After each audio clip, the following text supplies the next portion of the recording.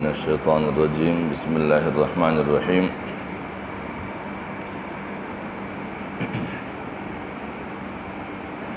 وَثِيَابَكَ فَطَهِّرْ وَالرُّجْزَ فَاهْجُرْ وَلَا تَمْنُنْ تَسْتَكْثِرْ۔ آج کی درس میں سورہ مدثر کی آیت نمبر 4، آیت نمبر 5 اور 6 زیر بحث ہیں۔ اس سے قبل گزشتہ آیتوں میں یہ باتیں زیر بحث آئی تھی کہ وہ طبقہ انسانیت میں سے جو ایمان کی نعمت سے مالا مال ہونے کے بعد دعوت اسلام کو اپنی بنیادی ذمہ داری سمجھے اور اپنی بنیادی ذمہ داری کے طور پر وہ اطمینان اور آرام کو ترک کر کے عملی جدوجہد کے لیے میدان میں اترے اور دعوتی عمل کو ذمہ داری کے طور پر نبھانے کے لیے امت مسلمہ کے اندر عمومی بنیاد پر دین سے آگاہی اور روشناسی کے لیے کوشاں رہے، اور ان کی نگاہ میں اس دعوت کے مقابلے میں حائل ہونے والی ہر طاقت اس کو کچھ بھی نظر نہیں آنی چاہیے، اور اگر ان کی کوئی بڑائی معاشرتی طور پر ہے تو اس بڑائی کے مقابلے میں اللہ رب العزت کی بڑائی بہت زیادہ بڑی ہے۔ ان کے سامنے اللہ کی بڑائی کی اہمیت ہونی چاہیے ہے، دوسروں کی بڑائی کی کوئی اہمیت ان کی پیش نظر نہیں رہنی چاہیے ہے۔ وَثِيَابَكَ فَطَهِّرْ، جس طرح وہ دیگر تمام تر سکون اور آرام اور آرائشیں سب کچھ نظر انداز کر کے قم فانذر، یعنی وہ بے چینی کے ساتھ کھڑے ہوتے ہوئے ذمہ داری کو محسوس کرے، فانذر، اور لوگوں کو ڈرائیں، یا تو ان کی اپنے برے اخلاق اور برے کردار سے ڈرائیں، یا پھر اپنے ذمہ داری سے صرف نظر کرتے ہوئے آخرت میں ان کے مواخذے سے ان کو ڈرائیں۔ وَرَبَّكَ فَكَبِّرْ، اور اس بنیاد پر کہ اللہ سب سے بڑا ہے، اللہ کی بڑائی اسے بیان بھی کرنی چاہیے ہے اور بڑائی ماننی بھی چاہیے ہے۔ بڑائی بیان کرنا یہ ہے کہ وہ لوگ جو اللہ کے بڑائی سے غافل ہیں ان کو غفلت سے نکال کر اللہ کی بڑائی کا احساس دلایا جائے، یا پھر اللہ ہی کو بڑا مانا جائے، یعنی ان کے سامنے جتنے بھی بڑے بڑے لوگ ہیں، شخصیات ہیں، طاقتیں ہیں، وہ سب کچھ ہیچ نظر آئیں، ان کے سامنے ان کی بڑائی کی کوئی اہمیت نہ ہو، صرف اللہ کا ذات بڑا ہو اور اس کی عائد کردہ ذمہ داری بڑی ہو۔ اس کے بعد آیت نمبر 4 میں ہے وَثِيَابَكَ فَطَهِّرْ، اور اپنا لباس پاک رکھ، یعنی وہ شخص جو الہی دعوت کے فروغ کے لیے میدان میں اترتے ہوں، ذمہ داریاں نبھاتے ہوں دعوتی عمل کی، اور اللہ کی بڑائی اس نے تسلیم کی ہو، تو سب سے پہلے اس پر یہ ذمہ داری عائد ہوتی ہے وَثِيَابَكَ فَطَهِّرْ، کہ وہ اپنے لباس کو پاک رکھتے ہوں۔ یعنی اس کا مقصد یہ ہے کہ جو بھی طبقہ کتاب کو، قرآن مجید کو کتاب تبدیلی سمجھتے ہوں یا اس کو انقلاب کا سرچشمہ سمجھتے ہوں، کیونکہ بنیادی طور پر قرآن مجید انقلاب کا سرچشمہ ہے، کیونکہ وہ زمانہ کہ جس زمانے میں لوگ بندوں کی بندگی کرتے تھے یا پھر دنیا کی دو طاقتوں کو عالمی طاقت کے طور پر مانتے تھے یا پھر انہیں خدا کے طور پر تسلیم کرتے تھے، جیسے کہ کسرائی ایران تھے یا قیصر روم تھے اس زمانے میں، تو ان دونوں کے نظام کو تہس نہس کر کے ایک نیا نظام جو اللہ رب العزت نے قرآن مجید کی صورت میں حضور نبی اکرم صلی اللہ علیہ وسلم پر نازل فرمایا تھا، اس کے ذریعے انقلاب برپا کیا حضور نبی اکرم صلی اللہ علیہ وسلم نے۔ اگر ایک دفعہ اس کتاب کے ذریعے سے دنیا پر انقلاب نمودار ہوئی ہے تو اس کا مقصد یہ ہے کہ یہ کتاب ہمیشہ سے انقلاب برپا کرنے کی طاقت رکھتا ہے۔ صرف مسئلہ یہ ہے کہ ایک زمانے میں انقلاب برپا کرنے والوں کہ یقین زیادہ مضبوط تھا اور کتاب پر اعتماد کامل تھا، اور اس وقت اگر اس کے ذریعے سے دعوت کے اندر کچھ کمیاں ہے یا اس نظام کے نفاذ میں سستیاں نظر آتی ہے تو وہ قرآن مجید کی کوئی کمزوری نہیں ہے، وہ ہمارے ایمان اور ہمارے یقین اور اعتماد کی کمی ہے، جس کے نتیجے میں ہم قرآن مجید کے نظام اور انقلاب کو برپا کرنے میں ناکام نظر آتے ہیں۔ حقیقت یہ ہے کہ لوگ سمجھتے ہیں کہ اسلام ناکام ہے، حالانکہ اسلام کبھی ناکام نہیں ہوتا۔ اسلام بنیادی طور پر سربلند ہے، الاسلام یعلا ولا یعلا علیہ، اسلام سربلند ہے، کوئی چیز اس پر سربلندی حاصل نہیں کر سکتا، لیکن اہل اسلام ایسے ہیں کہ وہ کبھی غالب ہوتے ہیں، کبھی مغلوب ہوتے ہیں۔ غالب وہ تب ہوتے ہیں کہ جب اس کو کامل اعتماد اور یقین ہو اللہ رب العزت کی قدرت اور اس کی کتاب پر، لیکن مغلوب وہ تب ہوتے ہیں کہ جب وہ زبان سے کچھ کہتے ہیں اور اس اپنی زبان سے کہی ہوئی بات پر اسے خود اعتماد نہ ہو۔ وَثِيَابَكَ فَطَهِّرْ، اور ان کو اپنے کپڑے پاک رکھنے چاہیے تمام تر آلائشوں سے۔ اس کا مقصد یہ ہے کہ اس انقلاب کے لیے کوئی خاص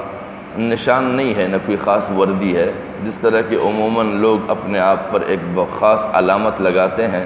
ایسی کوئی علامت اس کے لیے متعین نہیں ہے، کیونکہ یہ بین الاقوامی انقلاب ہے جو ہر قوم میں ظاہر ہوگا۔ البتہ ایک شرط ہے، وہ یہ کہ لباس پاک ہو اور اخلاق کی پاکیزگی میں مدد دینے والا ثابت ہو، یعنی انسان جب اپنے آپ کے لباس کو صاف ستھرا رکھے گا تو اس صاف ستھرا لباس کو دیکھتے ہوئے اس کے اندر نفس جو ہے وہ اسی انسان کو ملامت کرتا رہے گا کہ جس طرح تیرے کپڑے پاک ہیں اور ہر قسم کی آلائشوں سے، تو تمہارے اندر کا ماحول بھی اس طرح ہی صاف رہنا چاہیے۔ اس کا نتیجہ کیا ہے؟ وَثِيَابَكَ فَطَهِّرْ کا نتیجہ اس کا یہ ہے کہ لباس کی پاکیزگی بدن اور بیرونی ماحول کی پاکیزگی کو چاہتا ہے، یعنی بیرونی ماحول بھی آدمی کا پاک ہو، کہ وہ ایسے لوگوں کے ساتھ اس کا اٹھنا بیٹھنا ہو کہ وہ اخلاقی طور پر پاک اور صاف ہو، کیونکہ انسان کے ساتھ دو قسم کی نجاستیں ہوتی ہے، ایک باہر کے کپڑوں کے اوپر سے نجاست میل کی صورت میں اور گندگیوں کی صورت میں، اور دوسرا انسان کے اندرونی غلاظتوں کی نجاست ہے کہ انسان جو بھی کھائے وہ غلاظتوں میں بدل جائے، اور وہ غلاظتیں جب تک انسانی جسم کے اندر ہے یا جسم کے اوپر کسی میل کی صورت میں ہو، وہ دونوں صورتوں کے میل اور غلاظت سالم طبیعت سلیمہ کے لیے ناگوار اور ناقابل برداشت ہے، اور انسان ان نجاستوں کے ازالہ کرنا چاہتا ہے۔ جب تک اس کا ازالہ نہیں ہوتا ہے تو اس کی طبیعت میں بے قراری سی ہوتی ہے۔ جب ان نجاستوں کا انخلاء ہوتا ہے اور وہ نجاستیں ہٹ جاتی ہے، چاہے وہ کپڑوں کے اوپر ہو یا جسم کے اوپر ہو یا جسم کے اندر ہو، جب وہ نجاستیں خارج ہوتی ہیں اور ہٹ جاتی ہے تو انسان طبعی طور پر فرحت اور خوشی اور اطمینان محسوس کرتا ہے۔ تو یہ انسان کی طبیعت کا طلب ہے۔ اور پھر یہ نجاستیں تین قسم کی ہے، ایک نجاست جو ہے وہ لباس کی نجاست ہے، ایک نجاست جو ہے چیزوں کی طرف متوجہ کرنے والا ہے، یعنی وہ طبقہ جو معاشرے کے اندر تبدیلیاں پیدا کرنا چاہتے ہوں اور معاشرے کو قرآنی انقلاب کی بنیاد پر استوار کرنا چاہتے ہو، ان کے لیے لازم ہے کہ وہ کپڑوں کو دنیوی تمام تر آلائشوں سے پاک رکھیں، کوئی داغ دبے اس کی کپڑے کے اوپر ایسی نہ ہو کہ جو ان کے معاشرتی ماحول کی عکاسی کرے، اور یہ بتائے کہ اس فرد کا معاشرے کی کن افراد کے ساتھ تعلق ہے جو ان کے لباس کی جسمانی غلاظتیں یہ ہیں کہ وہ ناپاک نہ رہتا ہو، ہمیشہ جسمانی طور پر پاک رہتا ہو، اس کو یہ احساس ہو کہ اللہ رب العزت کو مومن کی جو پاکی مطلوب ہے وہ تمام تر پاکیاں میرے اندر ہونی چاہیے، یعنی حرام کھانے سے وہ اجتناب کرتا ہو، چوری کے غذا سے اجتناب کرتا ہو، ظلم کے غذا سے اجتناب کرتا ہو، کیونکہ چوری بھی غذا کا ذریعہ بنتا ہے کچھ لوگوں کا کہ وہ لوگوں کے مال کو چوری کر کے کھاتے ہیں یا پھر لوگوں کے مال کو غصب کر کے کھاتے ہیں، قبضہ کر کے کھاتے ہیں، دھوکے سے کھاتے ہیں۔ یہ تمام تر جسم کے اندر تو داخل ہوتے ہیں غذا کی صورت میں، لیکن یہ ان کے لیے غلاظت کا درجہ رکھتا ہے، کیونکہ ان کے لیے حلال نہیں ہے اس چیزوں کا کھانا۔ لہذا تمام وہ چیزیں جو حرام ذرائع سے ان تک پہنچتے ہیں، اگر وہ اس جسم کے اندر داخل بھی ہو جائے تو یہ ان کے لیے غلاظت ہے، کیونکہ ہر حرام چیز ان کے لیے استعمال کرنا ناجائز اور ان کی اخلاقیات پر اثر انداز ہوتے ہیں۔ اور تیسرا قسم اخلاقی طہارت ہے کہ انسان جو ہے ان کی عادات اور اطوار اور کردار اور ناجائز شہوات کے راستے سے اپنے آپ کو روکنا اور اپنے آپ کو ان تمام تر اخلاقی غلاظتوں سے پاک اور صاف رکھنا، یہ بھی ان کی طبیعت سلیمہ کا تقاضا ہے کہ وہ اس تقاضے کو پورا کریں۔ انسان خلق اور طہارت میں کمال حاصل کر لے تو وہ عالم مثال کی قوتوں سے ملحق ہو جاتا ہے۔ حضرت امام شاہ ولی اللہ رحمۃ اللہ علیہ فرماتے ہیں کہ وہ انسان جو اپنے اخلاقی طہارت کو ایک معیار تک پہنچائے تو پھر وہ عالم مثال کی قوتوں سے ملحق ہو جاتا ہے۔ عالم مثال کی قوتیں کیا؟ جو فی الحقیقت انسان کو دکھائی تو نہیں دیتا ہے، لیکن اللہ رب العزت کی جانب سے بخشش کردہ وہ قوتیں ہیں جو طہارت اور پاکیزگی کو پیش نظر رکھتے ہوئے اللہ رب العزت اسے عطا کرتا ہے۔ اچھا، اس کے نتیجے میں وہ اپنے نفس میں ایک قسم کی مستقل مسرت محسوس کرتا ہے۔ جب یہ تینوں قسم کی طہارت اور پاکی اس کو حاصل ہو، یعنی لباس کی پاکی بھی حاصل ہو، جسمانی نجاستوں سے بھی وہ پاک رہے اور اخلاقی غلاظتوں اور برائیوں سے بھی وہ پاک رہے، کیونکہ اگر وہ ذمہ داری سر وہ لیے رکھے ہوں لیکن جسمانی لباس کے لحاظ سے بھی اس میں پاکی نہ ہو، جسمانی لحاظ سے بھی اس کے اندر طہارت اور پاکیزگی نہ ہو، اخلاقی لحاظ سے بھی اس کے اندر پاکی نہ ہو اور خوش اخلاقی اور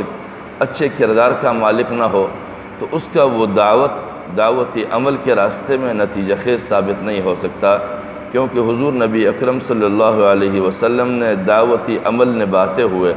سب سے پہلے بطور مثال اپنے آپ کو پیش کیا تھا، بطور نمونہ اپنے آپ کو پیش فرمایا تھا، کیونکہ جب لوگ سوال کرتے تھے کہ جس معاشرے سے آپ ہمیں نکالنا چاہتے ہیں، جس اخلاقیات سے آپ ہمیں پاک کرنا چاہتے ہیں، جو نسل در نسل ہمارے یہاں چلی آ رہی ہے، جن روایات سے آپ ہمیں پاک کرنا چاہتے ہیں، جو روایات ہمارے نسلوں میں نسل در نسل چلی آ رہی ہے، تو پھر اس کے بعد ہم بنیں گے کیا؟ ہمارے اندر کیا ایسی تبدیلیاں پیدا ہوں گی؟ تو حضور نبی اکرم صلی اللہ علیہ وسلم فرماتے تھے لبثت فیکم عمراً، تمہارے درمیان میں ایک عرصہ گزار چکا ہوں، تم نے مجھے کیسے پایا ہے؟ تو وہ جواب میں کہتے تھے کہ انت صادق و انت امین، آپ کو ہم نے سچا بھی پایا ہے اور آپ کو امانت دار بھی پایا ہے۔ سچائی جو ہے یہ اخلاق کی پاکیزگی ہے، اور دیانتداری جو ہے یہ عمل کی پاکیزگی ہے۔ بظاہر تو آدمی نہایت شرافت اختیار کر دیتا ہے، شریف بھی بنتا ہے، اچھا بھی بنتا ہے، سب کچھ بنتا ہے،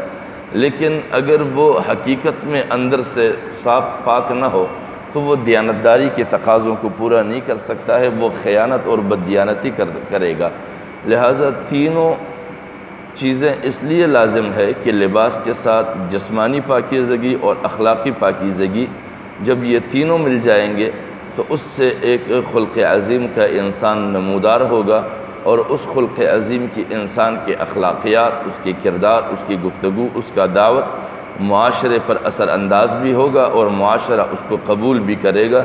اور رفتہ رفتہ اس معاشرے کے اندر تبدیلیاں بھی آئیں گی۔ اور اس کے بعد آیت نمبر 5، وَالرُّجْزَ فَاهْجُرْ، اور گندگی سے دور رہ، ظاہری پاکیزگی کے ساتھ باطنی پاکیزگی کا بھی اختیار رکھ، اس ناپاکی سے بھی نفرت کر۔ یعنی جس طرح انسان اپنے کپڑوں کے اوپر پڑنے والی غلاظتوں سے اپنے آپ کو باز رکھتا ہے اور کوشش کرتا ہے کہ میرے کپڑے تمام تر آلائشوں سے پاک رہے، ایک ہے وقتی طور پر آلائشوں سے کپڑے پاک کرنا، ایک ہے کپڑوں کو پاک رکھنا، ایک ہے وقتی طور پر جسم کو پاک کرنا، ایک ہے جسم کو خارجی غلاظتوں سے پاک رکھنا۔ یہ دو الگ الگ چیزیں ہیں۔ اخلاقی طور پر ایک انسان کو یہ کوشش کرنا کہ وہ اپنے آپ کو پاک کرے، یعنی ایک وقت میں، ایک مجلس میں، ایک ماحول کے اندر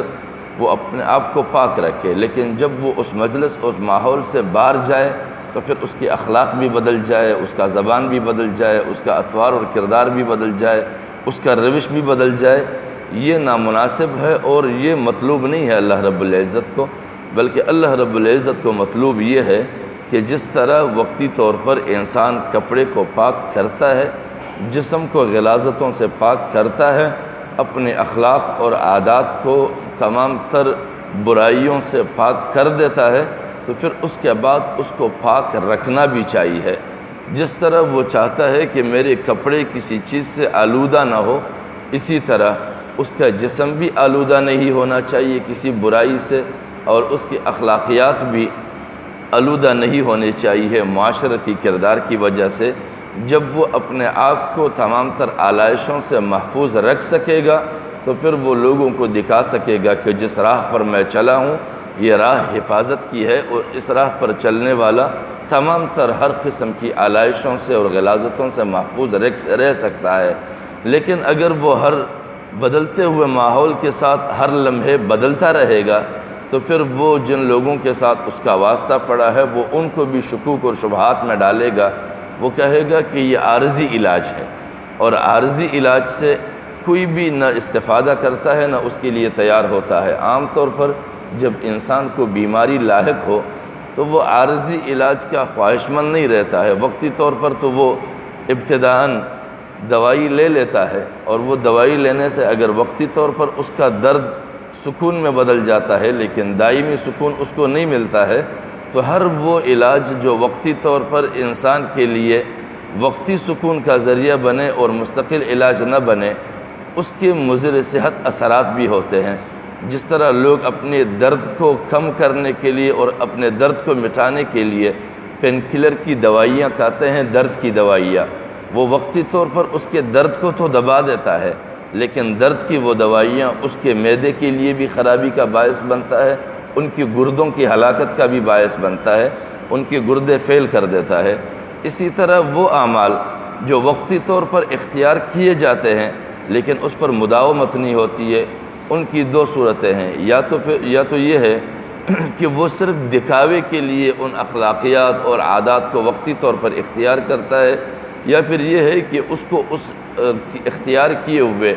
عادات اور اخلاق پر کوئی یقین نہیں ہے کہ وہ اس قابل ہے کہ اس کی مستقل زندگی وہ بنا سکتے ہیں۔ ہمارے یہاں ایک مستقل بیماری یہ رہتی ہے کہ کچھ لوگ اس طرح کے تماشے اختیار کرتے ہیں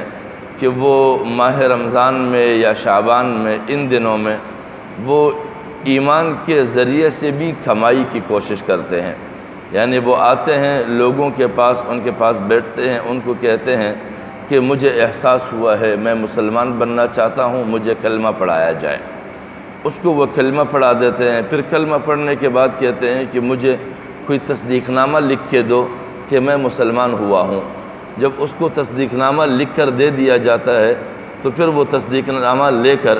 وہ سر بازار ہر جگہ، ہر دکان پہ، ہر مجلس میں، ہر بیٹھے ہوئے لوگوں کے سامنے پیش کرتے ہیں کہ میں مسلمان بنا ہوا ہوں، میری مدد کریں، میری ضروریات ہیں، میرے ساتھ کچھ نہیں ہے۔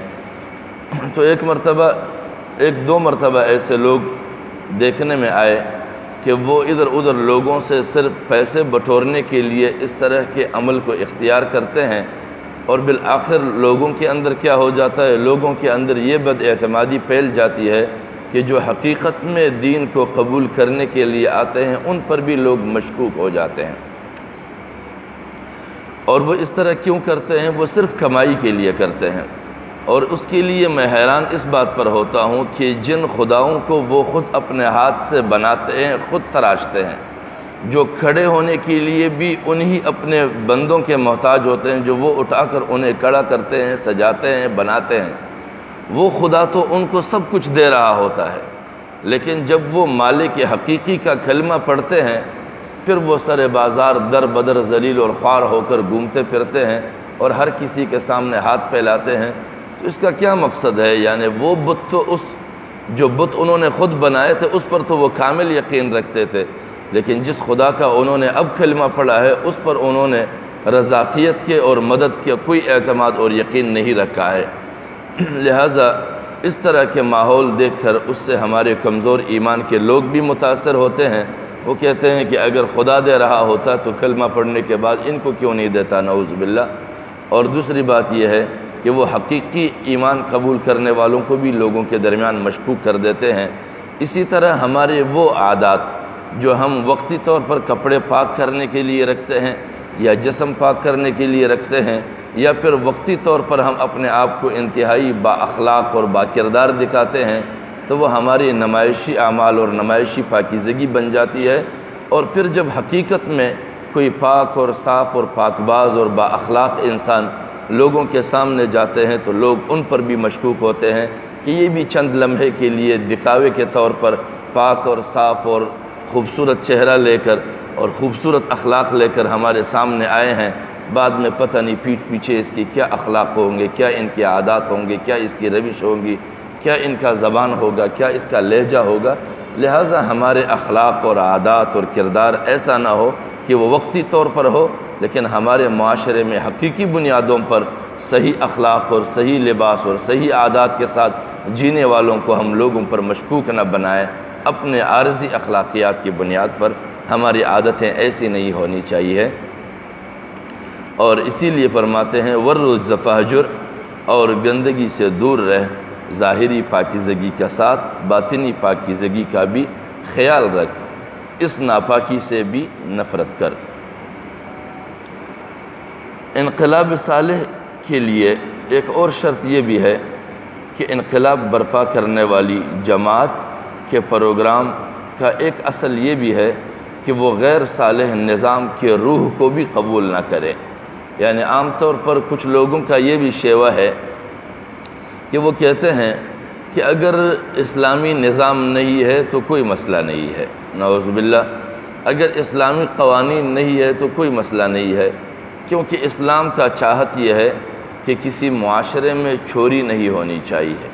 اسلام یہ چاہتا ہے کہ کسی معاشرے میں زنا کا ارتکاب نہیں ہونا چاہیے، کسی معاشرے میں ڈاکہ نہیں ہونا چاہیے، ہر کسی کو شریف النفس رہنا چاہیے۔ پھر اگر کوئی نماز نہیں پڑھتا ہے، بھلے وہ چوری نہ کرے، وہ ڈاکہ نہ کرے، وہ زنا نہ کرے، تو اگر نماز نہیں پڑھتا ہے تو کوئی مسئلہ نہیں ہے، اگر وہ زکوٰۃ نہیں دیتا ہے تو کوئی مسئلہ نہیں، اس کا ذاتی فعل ہے، اگر وہ حج کی ادائیگی نہیں کرتا تو کوئی مسئلہ نہیں، اس کا ذاتی فعل ہے۔ یہ اس کا ذاتی فعل نہیں ہے، بلکہ یہ اللہ رب العزت کے جانب سے عطا کردہ انسانی فطرت کے مطابق اس نظام کو چیلنج کر رہا ہے۔ جب وہ اس نظام کو عملی طور پر اپنے کردار کے ذریعے چیلنج کر رہا ہے تو ایک لحاظ سے وہ معاشرے کے اندر اللہ کے فطری نظام کے مقابلے میں ایک نیا نظام وہ رائج بھی کر رہا ہے اور متعارف بھی کر رہا ہے۔ جب وہ ایک نئے غیر فطری نظام کو متعارف بھی کر رہا ہے اور رائج بھی کر رہا ہے اور اس کے لیے وہ خود سبب بھی بن رہا ہے، تو پھر وہ کیسے اللہ رب العزت کو ماننے والا ہے اور وہ معاشرے کو صاف ستھرا کیسے رکھنے والا ہے جب انسانی انفرادی عملی میدان میں وہ خدا کے مقابلے پر اتر آیا ہے۔ تو لہٰذا ایک ایسا فرد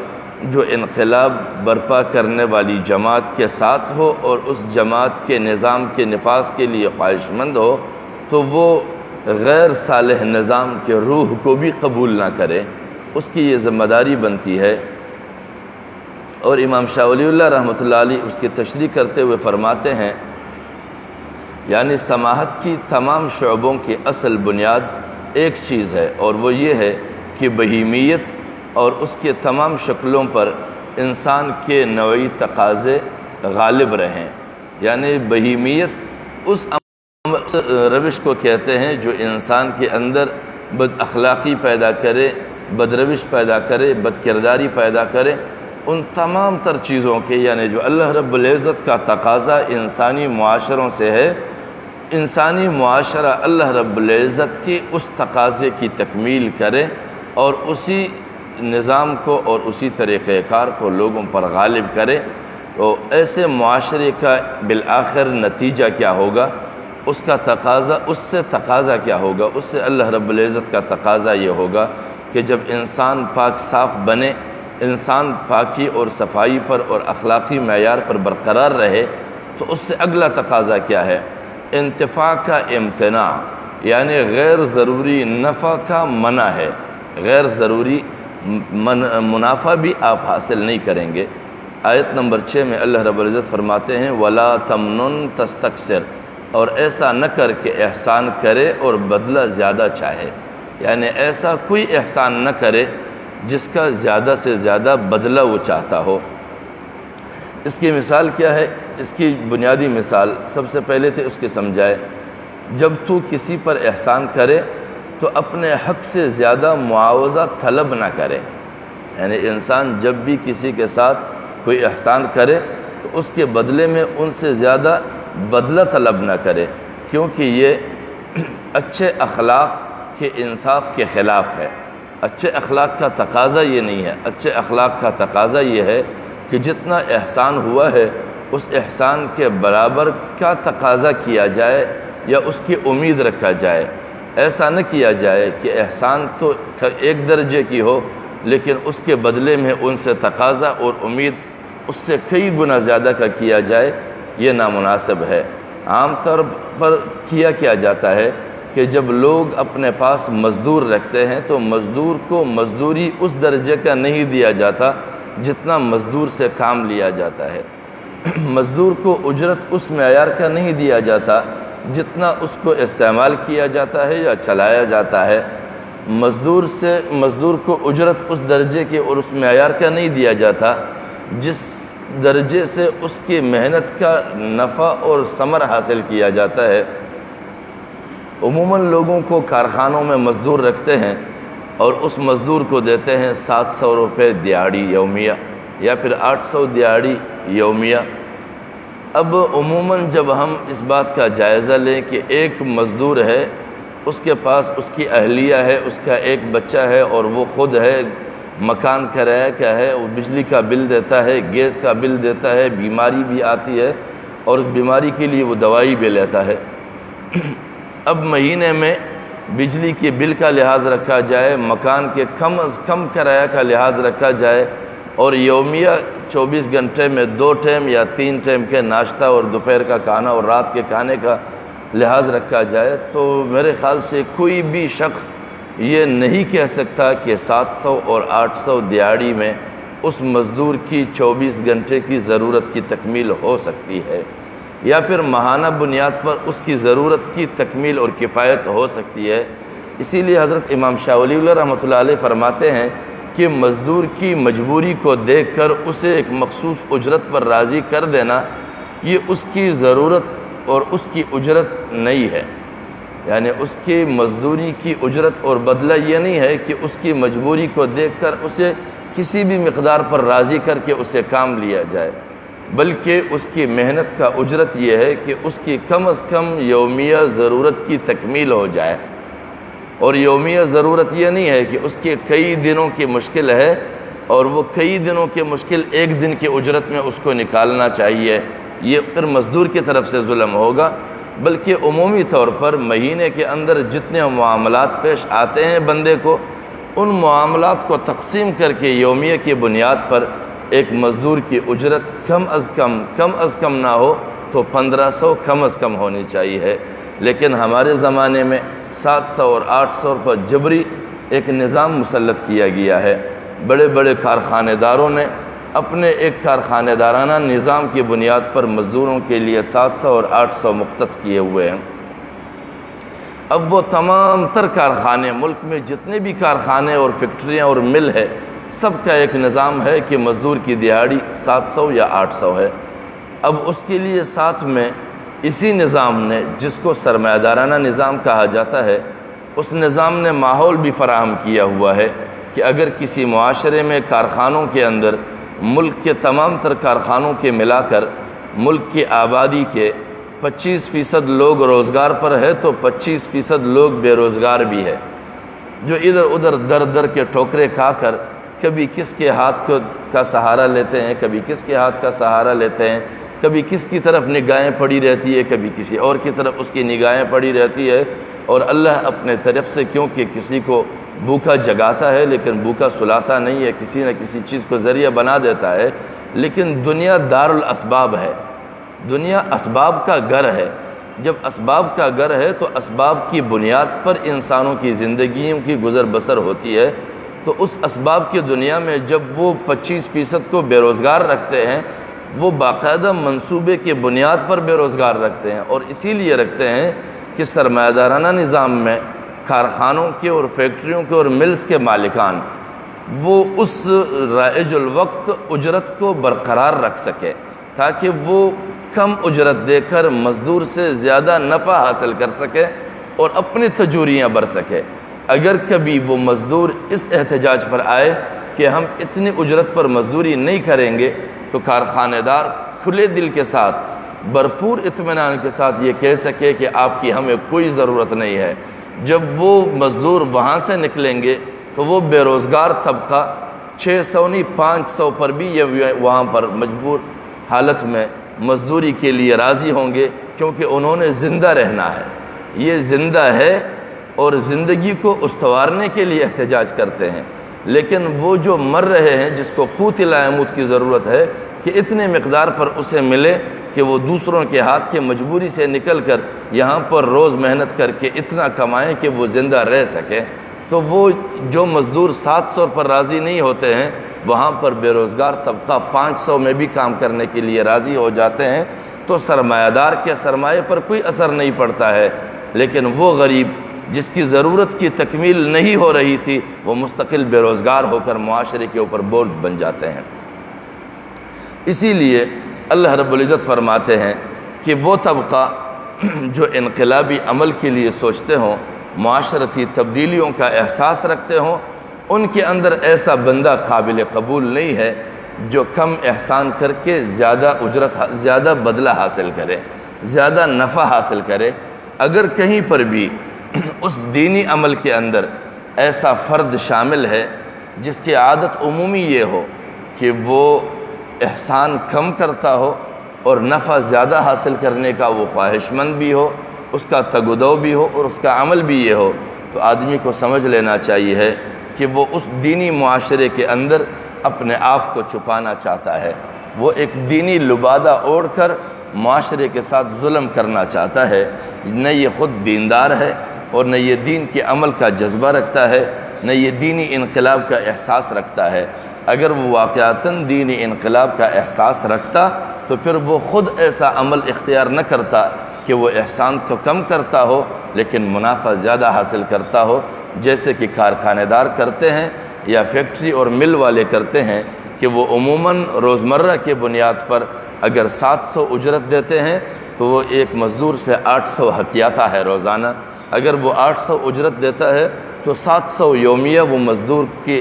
حصے کو ہتھیاتا ہے، کیونکہ مزدور کی ضرورت کا تکمیل اس کے 700 اور 800 میں نہیں ہوتا ہے۔ اور یہی کارخانہ دار، یہی مل کا مالک اور یہی فیکٹری کا مالک سال بھر میں ایک دفعہ اپنے آپ کو نیک ثابت کرنے کے لیے یا شعبان کے مہینے میں یا رمضان کے مہینے میں یا عید کے موقع پر اپنے محلے، اپنے قریے اور اپنے گاؤں میں لوگوں کے قطار لگا کر اسے 2-2 ہزار نقد پکڑاتا ہے، صرف اس لیے تاکہ لوگ اس کو انسانیت کا ہمدرد سمجھے،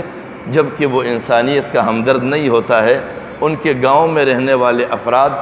جتنے بھی ہو، ان سب کا حساب لگا کر رمضان کے مہینے میں یا عید کے دن ان سارے 2-2 ہزار کا حساب لگایا جائے، اور پھر سال بھر میں اس کے کارخانوں میں جتنے مزدور کام کرتے ہیں یومیہ کے لحاظ سے، جو 800 روپے اس نے ہر مزدور سے ہتھیائے ہیں، یہ 2-2 ہزار جو عید اور رمضان میں وہ دیتے ہیں، ان کی ہتھیائی ہوئی رقم کا زکوٰۃ بھی نہیں بنتا ہے، لیکن وہ ایک دفعہ نمائشی طور پر 2-2 ہزار لوگوں کو لین پہ کھڑا کر کے اس کی ویڈیو بنا کے اس کو ہمیشہ کے لیے ذلیل کر کے ان کی یادگار اپنے پاس محفوظ کرے، اور وہ شریف بھی بنتا ہے، وہ انسانی ہمدرد بھی بنتا ہے۔ تو ایسے لوگ انسانیت کے چہروں میں، انسانیت کے لبادے میں اور دینی معاشرے کے اندر لپٹ کر وہ انسانی دینی چہروں کے اندر درندے ہوتے ہیں، انسانیت کے خون اور ظلم کرنے والے طبقے ہوتے ہیں۔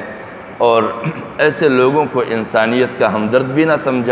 سمجھا جائے، ایسے لوگوں کو دیندار بھی نہ سمجھا جائے، ایسے لوگوں کے دین کے داعی اور دین کا علمبردار بھی نہ سمجھا جائے، بلکہ وہ اپنے ضروریات کے تکمیل کے لیے دین کے لبادے اوڑھتے ہیں اور دین کے مانند چہرے بناتے ہیں۔ لہذا اللہ رب العزت فرماتے ہیں کہ ایک انقلابی جماعت کے افراد ایسے عادات کے حامل نہیں ہوتے ہیں کہ وہ احسان تو کم کرتے ہیں لیکن اس کا نفع زیادہ سے زیادہ حاصل کرتے ہیں۔ انقلاب کے بنیادی اصول، انقلاب صالح کا بنیادی اصول یہ ہے کہ انسانیت کو ظلم و ستم سے محفوظ کرے، کیونکہ یہ ظلم، ستم، جبر، غلامی، تشدد، زیادتی، یہ ساری اخلاقی غلاظتیں ہیں۔ اگر وہ ان غلاظتوں سے معاشرے کو پاک نہ کر سکے تو ایسے فرد کو نہ نیک سمجھا جائے، نہ صالح سمجھا جائے، نہ دیندار سمجھا جائے۔ اس میں رفاع عامہ کے ادارے قائم کیے جائے، نہ کہ اپنے انتفاع یعنی اپنے منافع کا صیغہ کھول لیا جائے۔ اس لیے نہ ہو کہ وہ صرف اپنے لیے کوئی دکان کھول دے، ایسا دکان کہ اس پر مذہب کا لبادہ بھی اوڑھا ہوا ہو، مذہب کا چہرہ بھی بنایا گیا ہو، وہ مذہبی آدمی بھی بن جائے، لیکن انسانیت کے ساتھ وہ ظلم بھی کرتا ہو، ستم بھی کرتا ہو، جور بھی کرتا ہو، جبر بھی کرتا ہو، لوگوں کو غلامی کے طوق بھی پہنائے ہو، اور وہ ایسے طوق پہنائے ہوں کہ اگر اس کی تشریح نہ کی جائے تو لوگ اس کو غلامی بھی نہ سمجھے، لیکن اگر اس کی تشریح کی جائے تو اس کی غلامی بالکل سورج کی طرح واضح ہو جائے۔ تو کہتے ہیں کہ اگر حکومت رعایا سے حد سے زیادہ فائدہ حاصل کرنا شروع کر دے گی تو سلطنت درہم برہم ہو جائے گی۔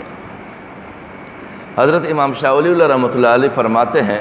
کہ حکومت درہم برہم کیسے ہو جاتے ہیں؟ وہ اس طرح کہ حکومتیں لوگوں پر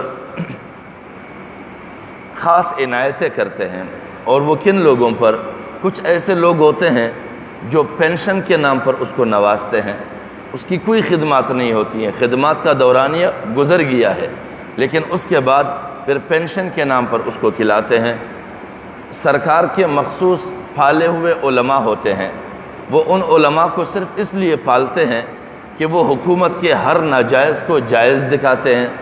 حکومت کی ہر زیادتی کو وہ حلال بناتے ہیں، پھر وہ حکومت اپنے خزانوں سے ان مولویوں کی ضروریات کو پورا کرتے ہیں، یا پھر حکومت مخصوص جاگیرداروں کو پالتے ہیں اس لیے کہ وہ حکومت کو سالانہ کچھ مخصوص ٹیکس دیتے ہیں، یا پھر حکومت کے مخصوص افراد کو نوازتے ہیں، وہ ان کی زمینوں کے لیے ٹیکس معاف کر دیتے ہیں، ان کے لیے جو یوریا کھاد وغیرہ آتے ہیں اس پر ٹیکس معاف کر دیتے ہیں، ان کی زمینوں میں آنے والے جو ٹریکٹر استعمال ہوتے ہیں ان پر ٹیکس معاف کر دیتے ہیں، ان کی زمینوں میں لگنے والے وہ مشینیں جو گنوں کے رس نکال کر اسے چینی بناتے ہیں، شوگر میں تبدیل کرتے ہیں، ان پر ٹیکس معاف کر دیتے ہیں، کیونکہ یہ مشینریوں کے زمرے میں آتے ہیں، مشینریاں ہیں،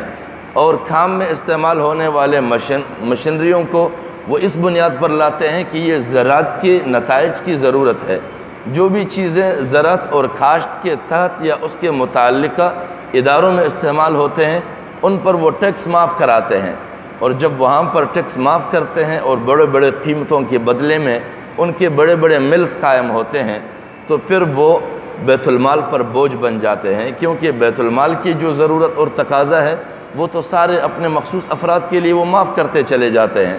جب معاف کرتے چلے جاتے ہیں تو بیت المال خالی ہو جاتا ہے، جس طرح کہا جاتا ہے کہ بجٹ خسارے میں ہے، یعنی بجٹ ضرورت تو اتنی ہے لیکن آمدن کچھ بھی نہیں ہے۔ اب آمدن کیسی ہوگی؟ جب جمع پونجے سے مخصوص افراد کو نوازا جاتا رہے گا، جب وہ نوازے جاتے رہیں گے تو خزانے پر بوجھ بنے گا، جب خزانے پر بوجھ بنتا ہے تو پھر عام متوسط طبقے پر دوسرے مرحلے میں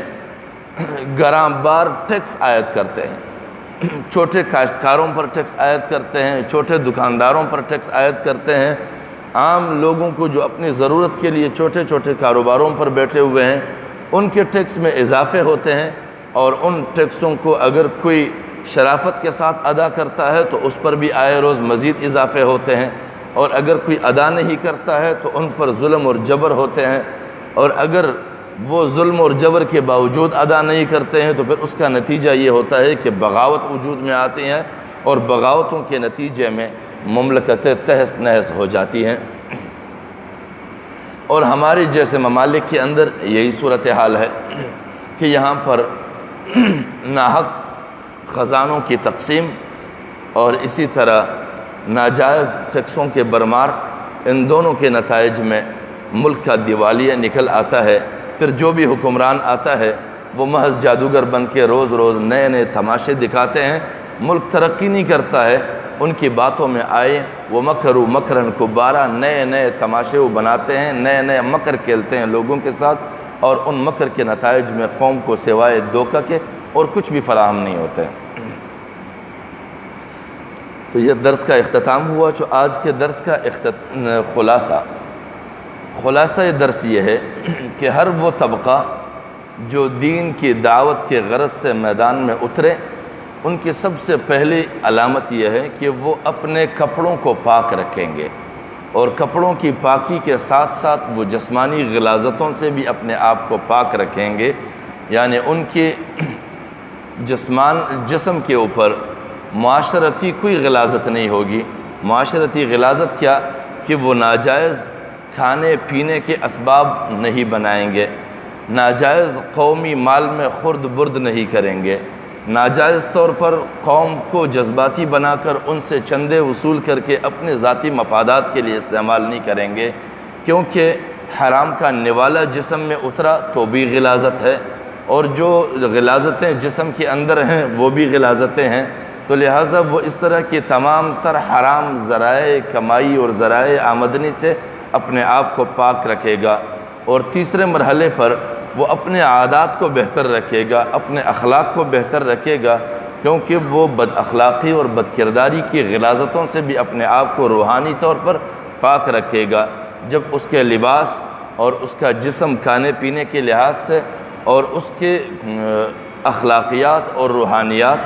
وہ بد اخلاقی اور بد کرداری کو ترک کر کے اپنے آپ کو پاک اور صاف رکھے گا، تو پھر یہ واقعاتی لحاظ سے ہر تینوں طور پر پاک اور صاف رہے گا، تمام تر آلائشوں اور غلاظتوں سے۔ اور دوسرے مرحلے پر والرجز فاہجر، ان تینوں غلاظتوں سے پاک ہونے کے بعد وہ اپنے آپ کو تینوں لحاظ سے پاک رکھنے کی بھی صلاحیت رکھتا ہوگا، یوں نہیں کہ دکھاوے کے لیے آج وہ دین کا علمبردار بھی بنا ہوا ہے، وہ بظاہر بھی پاک صاف ہے، اس کا چہرہ بھی پاک ہے، اس کا جسم بھی پاک ہے، اس نے دکھاوے کے لیے اخلاق بھی اچھے بنائے ہیں، لیکن جب یہ مخصوص مرحلہ گزر گیا آپ اس کو تنہائی میں دیکھیں گے تو اس سے بد اخلاق کوئی نہیں ہوگا، اس سے بد کردار کوئی نہیں ہوگا، اس سے بدتمیز کوئی نہیں ہوگا، اس سے جو ہے غلیظ کوئی نہیں ہوگا، اس کی زبان گندی ہوگی، اس کی عادات گندے ہوں گے، تو یہ لوگ پھر دیندار نہیں کہلائیں گے، یہ دکھائے والے لوگ کہلائیں گے، جس کو اللہ رب العزت فرماتے ہیں الذین هم یراؤون، یہ وہ لوگ ہیں جو سب کچھ دکھاوے کے لیے کرتے ہیں، اور ان کے لیے اللہ نے فرمایا فویل للمصلین، ہلاکت ہو ایسی نمازیوں کے لیے۔ تو اگر وہ بظاہر دیندار بنا بھی ہے تو اس کی دینداری کسی کام کی نہیں ہے، کیونکہ اللہ رب العزت ایسے لوگوں کے لیے کہتے ہیں خود کہ ہلاکت ہو ایسے نمازیوں کے لیے، کیونکہ وہ اپنے نماز کے تقاضوں کو بھول چکا ہے کہ ان کی نمازیں ان سے چاہتا کیا ہے۔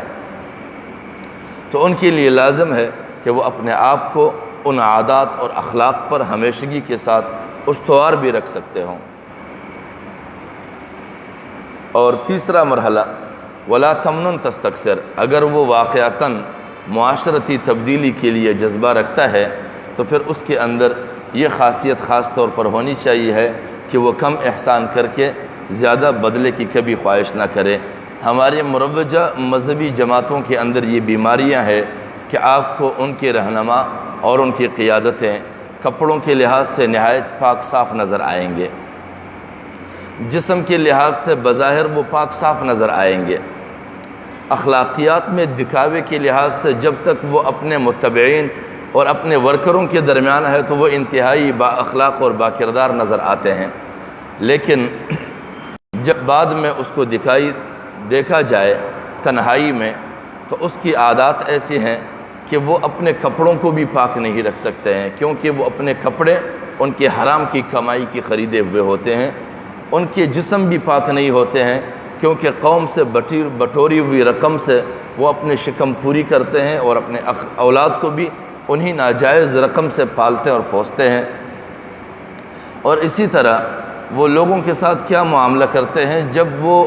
قیادت اور وہ رہنما منصب پر فائز ہوتے ہیں، قوم کے نمائندے بنتے ہیں، این بنتے ہیں، سینیٹر بنتے ہیں، MP بنتے ہیں، وزیر بنتے ہیں۔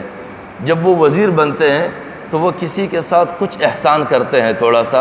اور وہ احسان بھی ایسا نہیں ہے کہ وہ اپنے باپ کی جاگیر سے اس کو دیتے ہوں، بلکہ وہ بیت المال سے تعاون کرتے ہیں کسی کے، یا کسی کا علاج کراتے ہیں، یا کسی کو ملازمت دیتے ہیں، یا کسی کو کوئی رقم دیتے ہیں، یا اس کے قرض کی ادائیگی کے لیے احسان کرتے ہیں، تو پھر زندگی بھر کے لیے اس کو اپنا غلام بنا کے رکھتے ہیں، اور ہر مرحلے پر اس کو یاد دلاتے ہیں کہ تم بے روزگار تھے، تمہیں نوکری دی تھی، لیکن اس کا یہ زبان نہیں کھلتا، وہ یہ نہیں کہتے ہیں کہ تم نے اپنے باپ کی جاگیر سے تو نہیں دی ہے، نہ اپنے باپ کی میراث سے دی ہے۔ ایسا کوئی کہتا نہیں ہے، کیونکہ ان کی ذہنیتیں اتنے محدود کر دی جاتی ہے کہ وہ کہتے ہیں کہ ہماری زمین اور آسمان اور سایہ سب کچھ ہمارے رہنما اور ہماری قیادت ہے، انہوں نے جو کیا ہے یہ خدا کا احسان ہے ہمارے اوپر، جبکہ نہ اس کے ساتھ جو احسان ہوا ہوتا ہے وہ اس کا اپنا حق ہوتا ہے، نہ وہ ان لیڈروں کا کوئی احسان ہوتا ہے، نہ ان کے رہنماؤں کا کوئی احسان ان کے ساتھ ہوتا ہے۔ اور ساتھ میں مزدوروں کا میں نے عرض کیا تھا کہ ان ایسی جماعتوں کے اندر اس طرح کے سرمایہ داروں کو بھی ساتھ ملایا جاتا ہے، تو پھر کیسے یہ یقین کیا جا سکتا ہے کہ اس دینی جماعت کے اور اس مذہبی جماعت کے رہنما جو ہے وہ اخلاقی طور پر بھی نیک ہے، عملی طور پر بھی نیک ہے، روحانی طور پر بھی نیک ہے، اور جسمانی شکم سیری کے لحاظ سے وہ غلاظتوں سے پاک ہے، کیونکہ ان کے پاس ان کے معاونین ایسے سرمایہ دار ہوتے ہیں جو یا کارخانے دار ہوتے ہیں یا زمیندار ہوتے ہیں۔ اور قدیم زمانے سے دو قسم کے غلام چلے آ رہے ہیں، ایک کو اجرتی غلام کہتے ہیں اور ایک کو زرعی غلام کہتے ہیں۔ اجرتی غلام اس طبقے کو کہتے ہیں جو مخصوص کارخانوں میں، فیکٹریوں میں اور ملوں میں مخصوص اجرت پر مزدوری کرتے چلے آئے ہیں،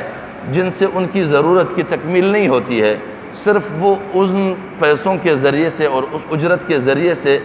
زندہ رہتے ہیں تاکہ اگلے دن پھر سے وہ سرمایہ دار کے کارخانے میں اپنے محنت کے ذریعے سے سرمایہ دار کے سرمایہ میں اضافہ کر سکے، اور وہ اس قابل رہے کہ وہ مر نہ جائے۔ اتنی اجرت اس کو دیتے ہیں، تو اس کو قدیم زمانے سے اجرتی غلام کہا گیا ہے۔ تو آج کے کارخانوں میں اور ملوں میں اور فیکٹریوں میں جتنے بھی مزدور کام کرتے ہیں، یہ کوئی بھی مزدور باقاعدہ حقیقی مزدور نہیں ہے، بلکہ یہ سب کے سب وہی اجرتی غلام ہے، کیونکہ ان کی ضرورت کی تکمیل بھی ان اجرتوں سے نہیں ہوتی ہے، بلکہ وہ صرف زندہ رہتے ہیں، وہ اتنا پیسہ لے جاتے ہیں کہ اگلے دن وہ گھر سے بے فکر ہو جائے کہ میرے اہلیہ، میری بیوی، میرے بچے بھوکے نہیں مریں گے، وہ اس قدر زندہ رہیں گے کہ اگلے ٹائم کے لیے میں پھر بندوبست کر کے جاؤں، اور خود اس قدر زندہ رہوں، میری جان میں جان رہے کہ میں اگلے دن پھر زندہ رہنے کے لیے کچھ کما کے لے جا سکوں۔ اور سرمایہ دار بھی اس کو اجرت صرف اس لیے دیتے ہیں کہ یہ میرے معاشرے میں زندہ رہے، یہ مر نہ جائے، تاکہ اس کے محنت کے نتیجے میں میرے خزانے کی کنجیاں بھی بڑھے اور میرے خزانوں کے تجوریاں بھی بڑھتے رہے، تاکہ میرے خزانے آئے روز آمدنی سے جو ہے وہ محروم نہ رہے۔ صرف اس بنیاد پر اجرت دیتے ہیں۔ تو آج کا ہر مزدور اجرتی غلام ہے، باقاعدہ مزدور نہیں ہے۔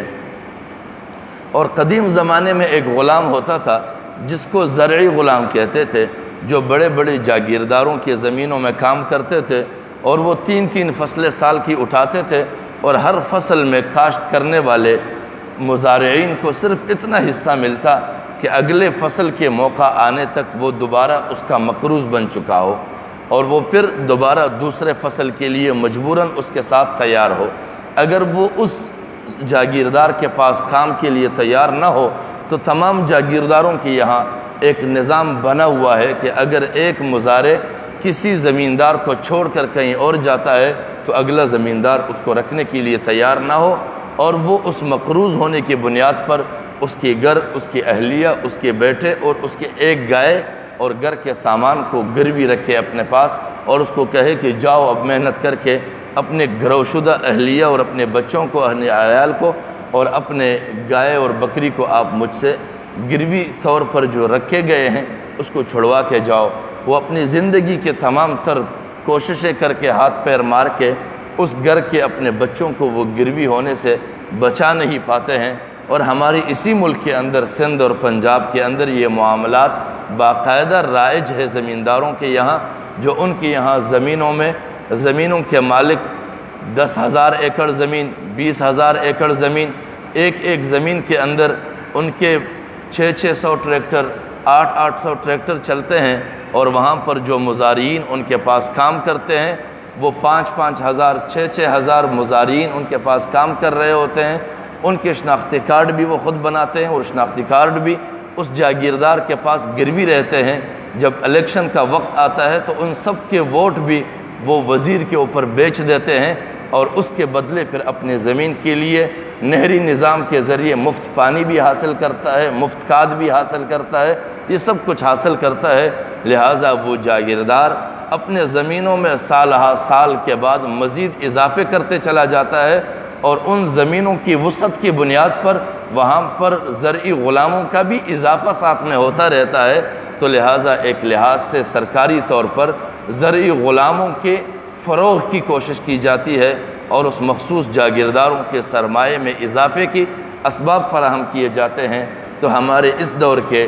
جاگیرداروں اور زمینداروں کے زمینوں میں کام کرنے والے یہ آزاد مزارع نہیں ہے، بلکہ وہ اسی زمانے کے جو قدیم انگریز کے زمانے میں یا روم کے سلطنت کے تحت یا کسریٰ کی بادشاہی کے تحت جو زرعی غلام ہوتے تھے، وہ غلام آج بھی باقی ہے۔ تو اس چہروں کے ساتھ جو لوگ بڑے بڑے جاگیردار اور سرمایہ دار جن جماعتوں میں ہیں، اور ان جماعتوں کو اگر انسانی ہمدردی کا دعویٰ ہے، اور وہ قوم سے اس بنیاد پر ووٹ مانگنے کے لیے نکلتے ہیں کہ ہم تمہارے مسائل کا حل کریں گے، ہم تمہارے مسائل کے حل کے لیے نکلے ہیں، ہماری جدوجہد اور جماعت بنی تمہارے مسائل کے حل کے لیے ہے، تو وہ سوائے جھوٹ کے اور کچھ نہیں بول رہا ہوتا۔ کیونکہ اگر ان رہنماؤں کے صفوں میں اس طرح کی جاگیردار اور سرمایہ دار شامل ہے، اور وہ ہر روز مزدور کی اجرت سے اس طرح کے جو ہے حصے ہتھیا کر اپنے تجوریوں میں اضافہ کریں، اور زمیندار ماہانہ بنیادوں پر، فصلوں کی بنیاد پر اپنے مزارعین کے حصوں کو ہتھیا کر اپنے زمینوں میں وسعت کرتے چلے جائیں، اور ہر سال ان کے یہاں زرعی غلاموں میں بھی اضافہ ہوتا رہے، تو میں سمجھتا ہوں کہ وہ تمام تر جماعتیں وہ ظلم کے فروغ کے لیے، جبر کے قیام کے لیے، غلاموں میں اضافے کے لیے، اور سرمایہ داروں اور ظالموں کو طاقتور سے طاقتور بنانے کے لیے ایک سیاسی عمل چلا آ رہا ہے، بلکہ وہ انسانوں کی ہمدردی کا عمل نہیں ہے۔ لہٰذا جن جماعتوں کے اندر ایسے افراد دکھائی دیتے ہیں، ان جماعتوں کے بارے میں فیصلہ یہی ہونا چاہیے کہ یہ جماعتیں انسانی ہمدردی کے لیے نہیں بلکہ انسانیت کی ہلاکت کے لیے بنائی گئی ہے، یا پھر بعد میں انسانیت کی ہلاکت کے راہوں پر ڈال دی گئی ہے۔ ہو سکتا ہے، ممکن ہے کہ کچھ ایسی جماعتیں ہوں، مذہبی جماعتیں، کہ جو ابتداءً اسی جذبے کے تحت بنی ہو کہ وہ انسانیت کی ہمدردی کے کام کریں اور اس کے اسباب پیدا کریں، لیکن بعد میں جب ایسے سرمایہ دار ان کا حصہ بن جاتے ہیں، ایسے جاگیردار ان جماعتوں کے حصہ بن جاتے ہیں، تو پھر وہ ان جماعتوں کے رخ کو بدل دیتے ہیں۔ وہ ان جماعتوں کا حصہ اس لیے بنتے ہیں تاکہ لوگ ان کو نیک اور صالح سمجھے اور مذہبی جذبات کے حامل سمجھے، اور ان کی برائیوں کی طرف کسی کی نگاہ نہ جائے، ان کی ظلم کی طرف کسی کی نگاہ نہ جائے۔ ہمارے پنجاب میں ایسے علماء بھی رہے ہیں جو خود بڑے جاگیردار تھے، جب ان کے سامنے ایک جماعت نے یہ قانون پیش کیا کہ اس دفعہ انتخابات میں منشور یہ ہوگا کہ زمین ہاری کی اور کارخانہ مزدور کا، تو وہ بہت بڑے شیخ اس مجمع کے سامنے آئے اور اپنا جولی پیش کیا کہ خدا کے لیے یہ رسول اللہ کی جولی تمہارے سامنے پیش کر رہا ہوں۔ وہ خود عالم بھی تھے اور جاگیردار بھی تھے، اور اس نے علماء کے اس جماعت کے سامنے اپنی جولی پیش کی کہ خدا کے لیے تمہاری اس ذہنیت سے جو تم کہتے ہو کہ کارخانہ مزدور کا اور زمین ہاری کی، اس سے سوشلزم کی ذہنیت کو تقویت ملے گی، لہٰذا اس ذہنیت کو چھوڑ دو اور اس آواز کو اور اس اعلان کو ترک کر دو۔ جب اس اعلان کو تم ترک کرو گے تو صرف اسلام کے نام پہ تم کام کرو، باقی اس طرح کا قانون دے کے کہ تم مزدور کو اپنے ساتھ ملاؤ کارخانے دار کے خلاف، اور مزارع کو تم اپنے ساتھ ملاؤ جاگیردار کے خلاف، تو تم تو پھر سوشلزم کو تقویت دو گے، حالانکہ یہ حقیقت کے منافی ہے، کیونکہ اللہ رب العزت مستضعفین کو باقاعدہ بیان کرتے ہیں قرآن کے اندر، مستکبرین کو بھی بیان کیا ہے، الملأ کے نام سے سرمایہ دار کا تعین کیا ہے، اور الناس کے ذریعے سے عامت الناس کے مسائل کو پیش نظر رکھا ہے۔ جب اللہ رب العزت نے بھی الملأ کے نام سے اور المستکبرین کے نام سے سرمایہ دار کا تعین کیا ہے،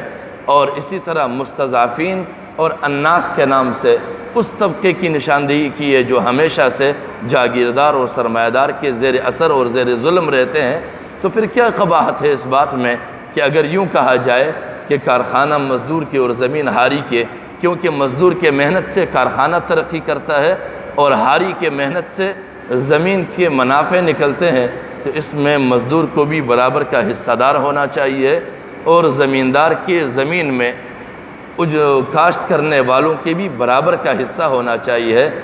اخراجات منہا کر کے، تو پھر مسائل کا حل نکلے گا اور اس معاشرے سے جبر کا خاتمہ ہوگا۔ لیکن اگر ہماری جماعتوں میں ایسے لوگ اسلام کے اور دین کے چھتری کے نیچے صرف اپنے آپ کو چھپائے رکھتے ہوں اور اسلام کے وہ علمبردار صرف ان کے وکیل بنے ہوئے ہوں، تو پھر ایسی جماعتیں انسانیت کی ہمدرد نہیں بلکہ انسانیت کی ہلاکت پر نتیجہ خیز ثابت ہوں گی۔ اللہ کریم ہمیں توفیق بخشے کہ ہم اپنے درمیان اپنے معاشروں میں ایسے جماعتوں کو سمجھے، ان کے غرض کو سمجھے، ان کے مقاصد کو سمجھے، اور ان کے رہنماؤں کو پہچانے اور ان کے چہروں کو پہچانے، اور ایسے جماعتوں میں شامل سرمایہ داروں کو پہچانے جو صرف عید اور روزے میں 2-2 ہزار تقسیم کر کے اپنے آپ کو بڑے پارسا ثابت کرتے ہیں، سال بھر میں مزدوروں کے حق ہتھیا کر صرف عید کے دن اپنے آپ کو دیندار 2000 میں ثابت کرتے ہیں۔ تو ان کو چہروں کو پہچاننا چاہیے ہے، وہ الذین هم یراؤون میں ہیں، اور وہ فویل للمصلین والے ہیں، اور ارأیت الذی یکذب بالدین والے ہیں کہ جو آخرت کے دن کو اور حساب اور کتاب کو باقاعدہ جھٹلانے والے ہیں۔